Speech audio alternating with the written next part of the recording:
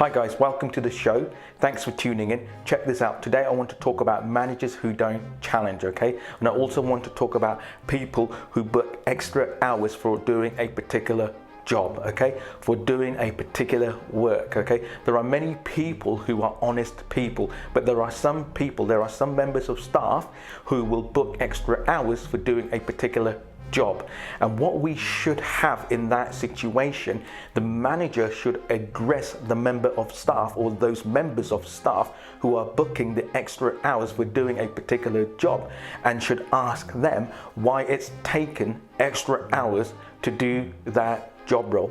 But we were talking about in our earlier message that we have certain managers who don't record data properly. If we don't record the data properly, then when the member of staff says to us that it took 2 hours extra to do a particular job, how can we disagree? How can we agree? We can't. We don't have a leg to stand on. Why? Because we haven't recorded the data properly in the first place. This is why it's so important to record data accurately. If we can record data accurately, it will give us a true reflection of what is going on in a particular work department, okay? So when the employee comes up to us and says they want to book 2 hours or 3 or 4 hours for a particular job that shouldn't have taken them any extra hours, how can we challenge that? We can't.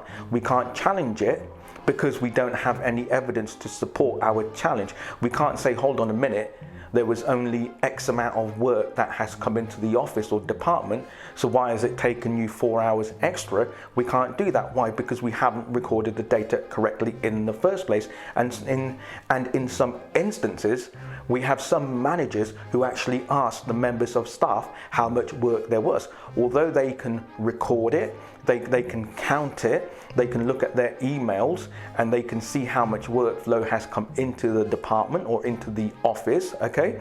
And they can deduce from that how long it should take a particular member of staff to do a particular work. They won't. Why? I don't know. I don't know. Maybe the managers need more training. Maybe it's up to the company. Maybe it's up to the organization to train the managers on how to record data accurately and how to deduce from that how long it should take a particular job to do. Okay, so for instance, you might be delivering newspapers. So if you have 100 newspapers, we're going to keep it simple. If you have 100 newspapers, it might take you 2 hours to deliver those 100 newspapers. So one day you might have an extra 20 newspapers. So those 20 newspapers might take you an extra 10 minutes. So what if one day that staff member comes into your office and they say to you that they want to book an extra hour, and you say, what for? And they say, well, we had an extra 50 or 60 or 70 newspapers, and you haven't checked your email, so you don't know how much work that's come in, or you haven't gone onto the shop floor, so you don't know how much work there is in that particular environment at that particular time. So you might say, okay, that's fine, you can book those hours if you want to. Well, actually, you've paid somebody's money to a member of staff. You've paid the company's money, not, it hasn't come out of your pocket, so you don't mind. So you've just paid them extra money for doing 20 extra newspapers, which should have taken them 10 minutes, but you paid them a couple of hours extra. Why? Because you haven't recorded the data accurately in the first place, or you haven't looked. Why? Why haven't you looked? I don't know. Maybe you haven't been trained to look. Maybe the managers aren't being trained to look at the data that's coming in via the email, via the faxes. Okay, maybe they haven't been trained, maybe they don't understand. So again, is it down to the company? I would say yes, it is down to the company or the organization to make sure that their managers know how to not only record data accurately, but also how to read data accurately. We have to spend time as a company organization, we have to spend time training our managers up so they can carry out their role properly. They can carry out their role in a better way. So when somebody says to them, well, I've got 20 extra newspapers and I'm going to book 2 hours extra, you can say, well, hold on a minute. You can't, because doing 20 extra should only take you 10 minutes or should only take you 15 minutes. So in a sense, what's happening is when the overtime is being booked, simply because the managers, either they don't know how to read the data and how to record the data, or they just can't be bothered, they are actually bleeding money. And it's the company that they work for that has a wound, and it is bleeding money. It is bleeding money left, right, and center because the manager or managers aren't doing their job properly. Why? Again, I ask, I don't know.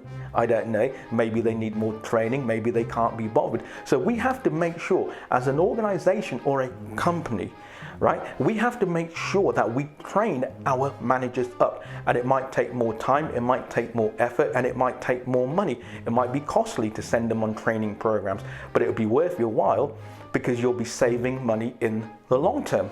Okay, so when an employee comes up to you and they have 100 extra newspapers to deliver, you can say, okay, you had 100 to start off with, now you've got 100 extra. How do I know? Because I've recorded the data accurately, or I've analyzed the data that's come in via email accurately.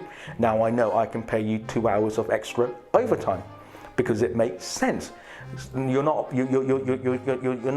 bleeding money anymore. Why? Because somebody has paid you to deliver those 100 extra newspapers, okay? So you're not costing the company any extra money.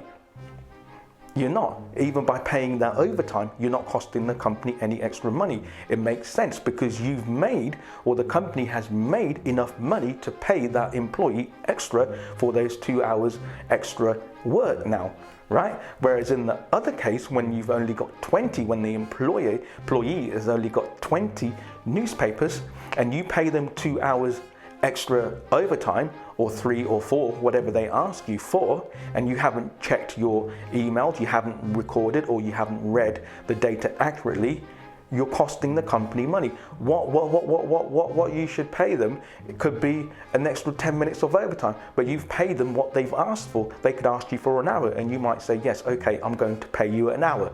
They might ask you for 2 hours and you might say, okay, I'm going to pay you an extra 2 hours. You're costing the company money.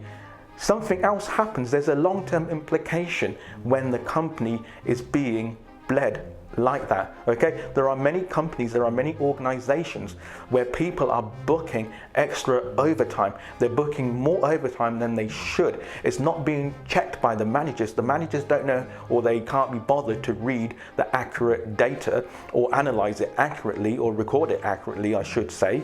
And so they just can't be bothered. So they're paying money. And what will happen in the long term? What's the long-term effect of that? Well, you're going to have job cuts. Why? Because you're bleeding money. You're bleeding money, but we'll talk about that another time. So what am I saying? In a nutshell, we need to train our managers properly. We need to make sure they understand the data. We need to make sure that they know how to record the data. We need to make sure that they know how to accurately analyze the data so they can pay the overtime accurately, okay?